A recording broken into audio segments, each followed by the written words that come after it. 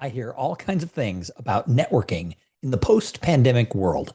Everybody has an opinion of how the world has changed. And let's be honest, the world has changed. And yet, things still remain the same in a lot of ways. So there's a couple of things when it comes to networking that I'm trying to tell everyone who will listen. And if you work on a team with people and you want your company to get ahead and to succeed, maybe you should share this video with the people who you work with. So the first thing is that shared experiences are how humans build relationships. That really hasn't changed and it never will.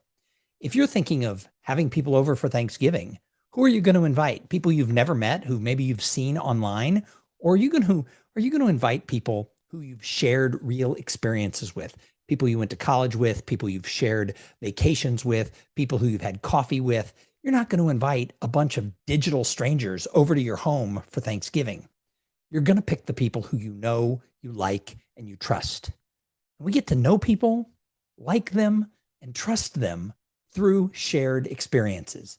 Therefore, in this new world, face-to-face networking events and attending association conferences and participating in local networking groups, that still matters.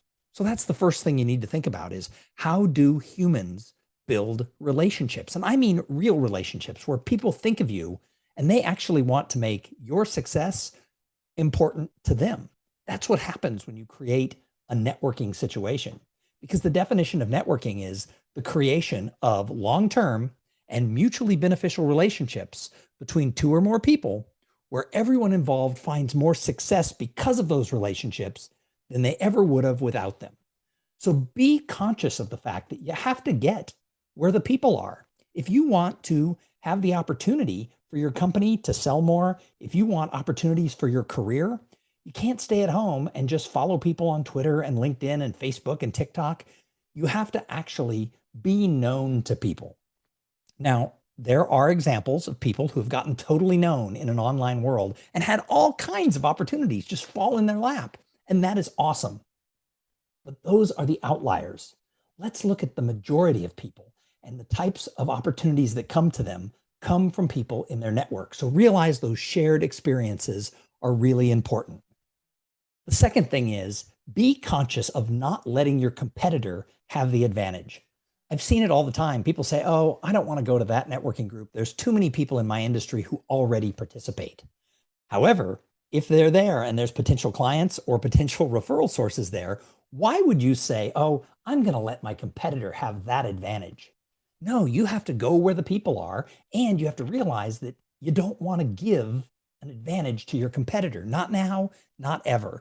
And those relationships that you can build, that's your advantage. Don't give them to your competitor. And then the third thing is beware of declaring absolutes. I talk to a lot of people who say, well, networking is over after the pandemic. Nobody does that anymore. Well, that's not entirely true. Now, it is true that a lot of organizations that put on live meetings aren't seeing the numbers back to where they were in 2019. However, they are starting to see those numbers rise. From the groups I've seen, it's 50, 60, 70% of their numbers, and they're rising time after time. So pretty soon, there are going to be people who are out there participating. So to just write that off and make an absolute that, well, in-person networking is dead and that likes, links, shares, and follows is all I need, that may or may not be true. If you can find success your way, awesome. But if you're struggling saying, how come other people are getting promoted? How come other people are making more sales than I am? How come other people have this advantage? And those other people are participating in networking and building relationships.